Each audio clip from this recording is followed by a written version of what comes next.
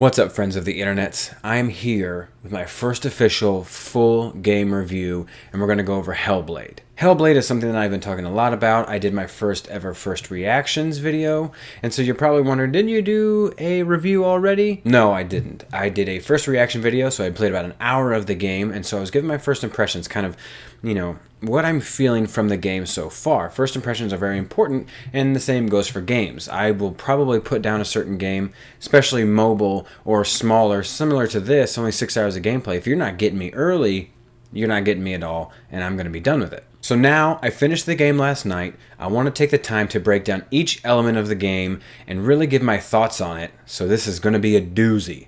Hold on to your butts.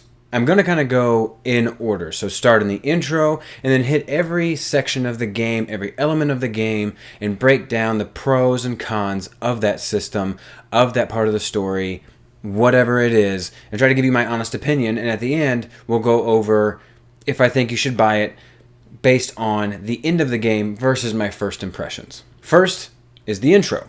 Again, I did my first impressions, but after watching that video again, I forgot a few things, and in retrospective, there were definitely some elements that you can appreciate from the beginning of this game that trickle down into the other areas of the game, so let's dive back into it. So the first thing that we see is opening credits. I hate opening credits. Movies, games, whatever it is. I'll spend the time at the end if I want to, listening to the credits. I'll give you a nod if you've done a good job. I get that, but I hate opening credits. That being said, these were fantastic. If you're going to do opening credits, this is how you do opening credits. I knew nothing about this game. This game was a recommendation from a friend, and I was like, for 30 bucks, why not? Let's dive into it. And I regret nothing. The opening credits of this game immediately grabbed me. So we start off and we find out who Senua is, and we hear the voices. We get the slow paddle on this river heading into Helheim. I mean, it sets the mood, it sets the character, and it gets you ready as a player what to expect. And I immediately was hooked and was like, I don't care if this game is bad, I'm at least gonna play it until I get tired of it, because it's so good. I'm a fan of horror movies, so it got me. I was a little biased, and if you do horror right, then you've got me. So we've had games like Dead Space and Left 4 Dead and things like that, which are way different, but they're more kind of jump scares. I loved both of those games, and they had very different elements.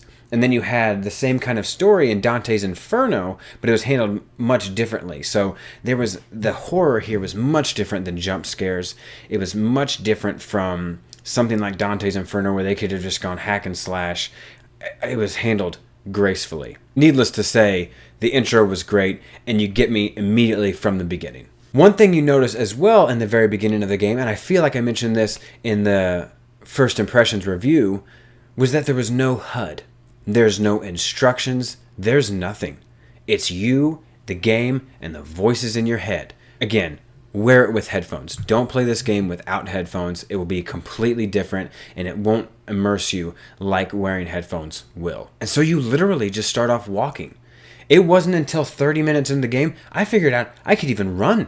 I see that I have a sword, but I'm not getting it out. And then you find out that you only unleash your sword when you're about to fight. And then you get into fighting, and you have no idea how to fight. There's no onboarding. There's no nothing, which could be frustrating, but they do it in such a way that it wasn't. They don't overwhelm you early with the combat. They don't overwhelm you with the puzzles. They don't overwhelm you with anything. It's very much like the intro, the opening credits, where you're on the boat and you have nothing else to do. At the very beginning, all you can do is walk or run or look at this runestone. That's it. They don't overwhelm you with anything. They let you get used to Senua. They let you get used to kind of her movements at the very beginning before they toss anything at you. So it was very gracefully done, again, to guide you into the game. And then they don't increase the combat or anything else until you're ready for it, until you should be well versed with the basics of that combat or of those controls. Also, because of that, there's no health. You don't know how you're doing in each battle except for your voices, the screen, and how Senua is moving. So it's very, again, immersive, that you have to be paying attention. You have to be in the moment to truly understand where you sit in this game. It's another element that brings you into the game and makes it almost a personal relationship with the game, with the character, and with the gameplay. Let's talk about combat for a second. I brought it up just a second ago. We don't see health, and it gets more complicated as we go on. About 30 minutes or so, maybe closer to an hour-ish, after my first impressions review, I was starting to get a little bored. And I thought I was going to have a negative comment when I did this review about the combat. But now that I've finished it, I don't. I don't have a negative comment. I was going to say that it was starting to get repetitive. It was starting to be very much like some hack and slash games, to where it's just wave after wave of enemy, same kind of combat, same kind of enemies, and if you just mash the buttons, you'll be alright. And I already said this wasn't a hack and slash game, so it's a little different in that sense, but the waves and waves of the common enemies, I thought that was going to be how this went. But right after I had that feeling, I was introduced to a new enemy that now has a shield. I have to combat him differently than the enemies that didn't have shields. Then I started getting enemies that could move faster. And then when I started getting used to those basic enemies that were just a little tougher than the easiest ones at the very beginning, then they toss in almost these mini boss level enemies. And they move extremely fast, much faster than any other enemy, or they hit much stronger, or they have an immense amount of health when compared to the lower enemies. And then they mix all of that together. So again, it's another element that they're not throwing at you when you're not ready. They're letting you get used to the basics, and then they make it a little harder. And then you get used to that, and they make it even harder. And then once you reach the peak level of enemies, then they just bring more and more in, and they try to overwhelm you. And they do a really good job of not getting you to the point of frustration with the combat. You can't upgrade yourself, you can't upgrade your weapon, so you're left to the elements, you're left to learning about the combat, and everybody's on the same level throughout this game. Someone's not going to be more prepared than you unless they figured something out that you haven't. And I actually had certain elements of the game that made combat easier later on in the game that I figured out maybe by happy accident, or maybe I hit a button, or I listened to the voices in the back of my head that told me to focus, and I'm like, well, I'm not looking at something, and I hit it, and everything slows down. And there's new elements to the combat system that I wasn't taught that I figured out. And I may have been frustrated in the beginning, but now it almost feels like a present. It feels like I've almost accomplished something when all I've done is just figured out a new element of this combat system, and it was so nice. And the fact that they didn't onboard me or teach me this made me discover it, and it made it that much sweeter when the combat became easier, because I found out I could focus and slow down time, or I found out if I held down the run button, my combat changed and I was faster and I got a whole new set of moves. And all of these things were accidents, or like, maybe I'll just try this next time I fight, and it turns out that it's something that I could use. And it was really gratifying to find out those elements just by trying. Now let's move on to another element of the game that actually took more time than any of the combat. The combat I thought was good, but it took a back seat to everything else. You had certain missions where you had to fight to pass it, or certain areas that you couldn't get through until you fought, but it was very much a secondary element to the game, which I can appreciate. Those hack and slash, it's kind of a primary component to the game. This was not. This was something that you just learn, it complements the story, and it's just there. You don't fight until you bring your sword out, and other than that, you're diving into the story, you're solving puzzles, you're being immersed into the realm of hell, and they do a really good job at it. The other element of this game was the puzzles, and the puzzles I thought were great. They got more difficult as the game went on. They also were different depending on the area that you were in. At the very beginning, if you chose Surtur first, you had these fire puzzles. You had to find the runes, and then you had to find these grave sites, and once you activated that, the area was engulfed in fire, it changed, and you had to make it to the door. So those were those puzzles. They were pretty simple, but they were the style of the area that you were in. Then you move on to Valraven, who's the god of illusion, and those puzzles were fantastic. You had little gateways that once you found them, they would be completely different on the other side, and it would open up a new area, it would create a bridge, or it would do this, that, and the other, and it was a completely different kind of puzzle, and it was refreshing. It was awesome that I wasn't doing the same thing over and over. Then when I got to other parts of the game, they were maybe the same puzzles that I had, but they weren't as clear as they were before. If I had to find these runes, sometimes they were cut out of a door in a barn, but now I had to get at the right angle, or maybe I had to light this torch that would cast a shadow on a wall to get these runes to show up. So it was much more difficult. It made you search more, it made you find more areas to solve these puzzles, and it was really, really great. They really pushed solving these puzzles. They really pushed your mind to go through these. All the while your voices are talking to you, you're in hell, so you're scared, and you still had to focus your mind to solve these. Now, I just mentioned you were in hell and you were scared. I want to mention one more thing that isn't really a puzzle, but at a high level, you are solving elements of the game, but it's a little spoilery, potentially. I don't think it spoils anything of the game. I don't think it ruins any part of the game, but I want to just give everybody out there fair warning that I'm about to talk about something that happens in the game that then causes you to have to do something else. So skip forward about a minute or so. I'm going to talk about a certain area of the game that may be spoilery, but I think it's still alright. Okay, so puzzles and fear, I've talked about both. And one part of the game, the whole middle portion with the warrior trials, the trials of Odin, that was one of the best parts of the game. You lose your weapon. So now the one bit of security that you potentially felt while playing is gone. They send you into these areas and they add another element to weigh down on you. Those were some of the most tense areas of the game, tense portions of the game, and best parts of the game.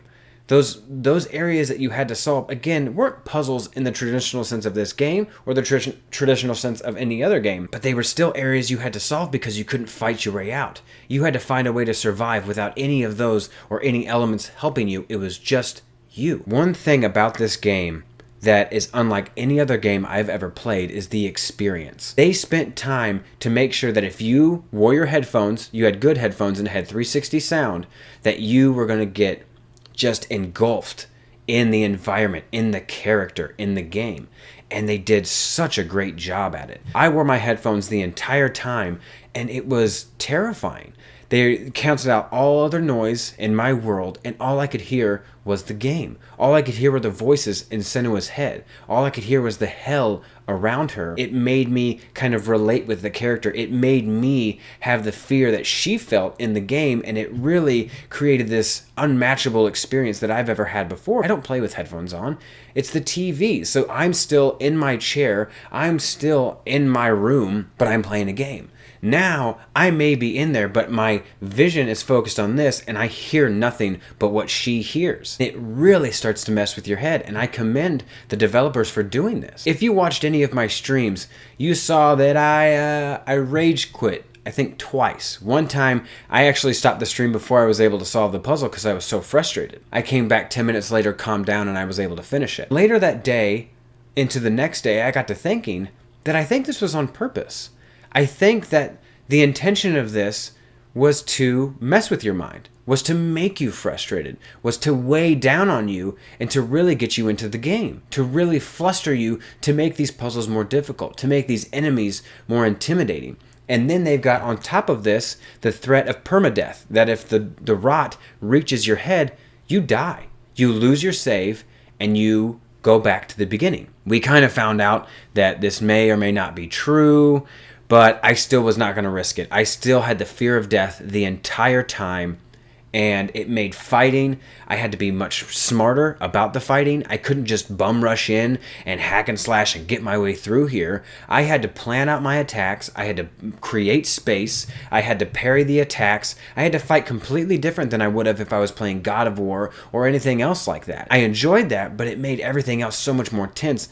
I don't know how many times I said while I was streaming that my palms would start sweating. I would start beating up because I was so nervous. I had so much anxiety. I was scared. And I take a step back, like I said, and I think it was intentional. Again, you can't hear anything but the voices in her head. And if you don't have this psychosis, you don't deal with these voices on a daily basis, now that's all you have. You have these voices constantly talking to you, and other than what they're saying, you just have hell around you.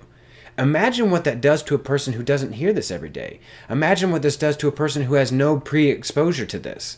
It starts to weigh you down. It starts to stress you out. It starts to just weigh on your mind. And so when I step back and I think about it, and I start to get flustered after about an hour, or these puzzles start to become more and more difficult when before they were easy, or now this combat becomes more difficult when just a few minutes ago it was fine, I think it's because I'm literally starting to panic. I'm starting to get weighed down by these voices constantly being negative, telling me these things and weighing me down, And I think that's good. I commend the developers and the people creating the game to do this. I absolutely believe that was intentional. You hear the darkness, you hear these voices, you start to get the feeling that she feels and the darkness that she feels while you're playing this game. It creates this kind of relationship that I've never had with the game before. It makes the fights more intense. It makes them worth more to know that you could actually die versus just start again at the save point. It dives you deeper into the environments because now all you hear is what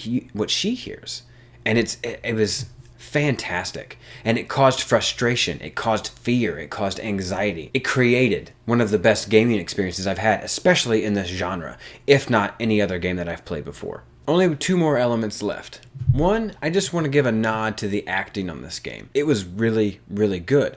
And I really found myself in a wormhole researching this game, and I found out that the woman who played Senua had never acted before at all. She was a video editor at the studio. She did a fantastic job selling the fear, the illness, the angst, the anger, every part of it. She did a great job. So I just want to give a nod to that. Segueing on, the story of this game I thought was fantastic. Like I said, the intro was good.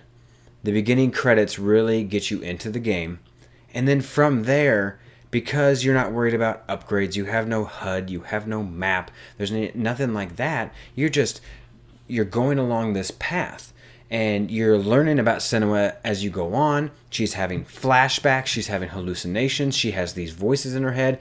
All are elements that are telling you chunks of the story as you go along. She starts to get stronger.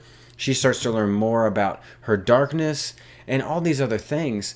And I can't say enough good things about the story. From the beginning to the end, you are engulfed in it by the game itself. But if the story was terrible, it still wouldn't matter. You could have a pretty good experience, but if the story makes no sense, the story is dumb, you're still going to lose some people. And I was fully engaged the whole time. Again, because I had the fear of permadeath, I had the voices in my head, and you are in hell, I was fully engaged all the time. Again, I would get sweaty palms. I would start beating up on my forehead. There were certain elements where I thought I stopped breathing because I was so tense. It was because that they had done a good job getting you into the story and getting you into the game. So again, from beginning to end, they did a great job with the story, with the execution of that, and everything in between. All right, this is a spoiler, and I'm going to talk about the ending of the story of the game just for a second. Give my opinions on it, because for those of you who have played, I'm sure you've got your own opinions, and those of you who haven't played, you have potentially seen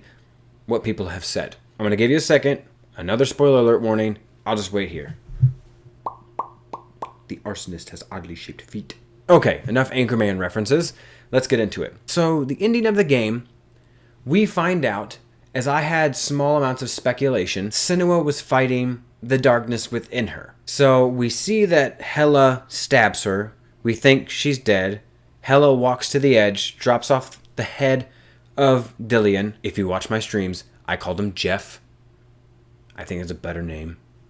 Whatever. We see her drop the head off the side of a cliff, and then we look up, and it's Senua.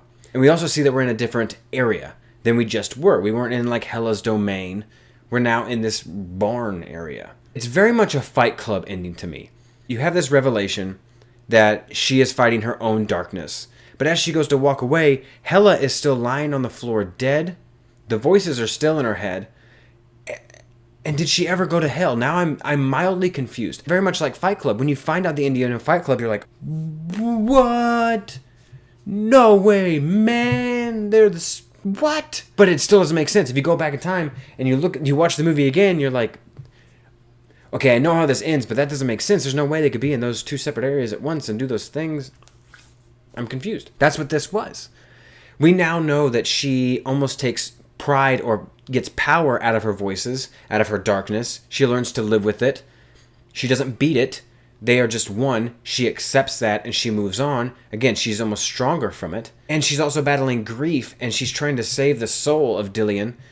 But then she just comes to terms with that he's dead and he's not coming back.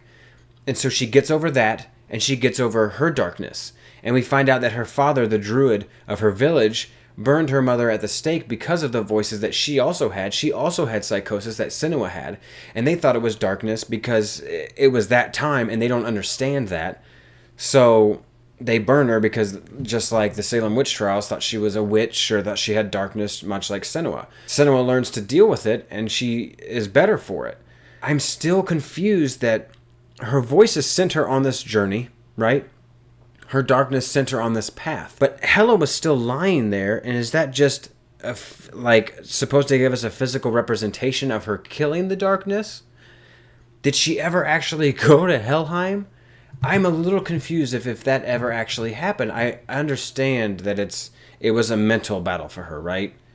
I understand that. The rot wasn't really there. That was just, is the darkness going to win or is she going to win?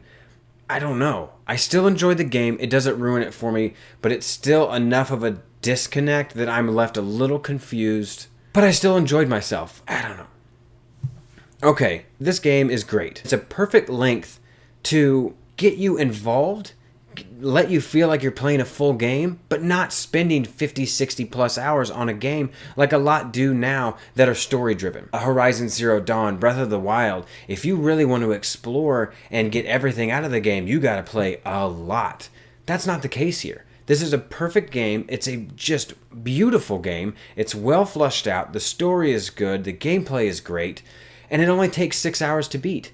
So if you're at a lull in between games coming out and you've beaten everything you want to beat, or maybe you just have a Sunday that you're sick or you're home from work or whatever, you could sit here and beat this in a day. And you still feel that sense of accomplishment. It's not like a mobile game or anything like that. This is a full game. So for $30, you really can't beat it. You need to buy it. You need to experience this game. Even if you don't finish it, you need to experience it. Alright guys, as usual, fill up the comment section below. Let me know your comments about this game. I enjoyed it. I'm interested to see what you think about the ending, what about the story, about the gameplay. Let me know. Like this video, share it to all your friends. I appreciate you. I'll see you guys again next time.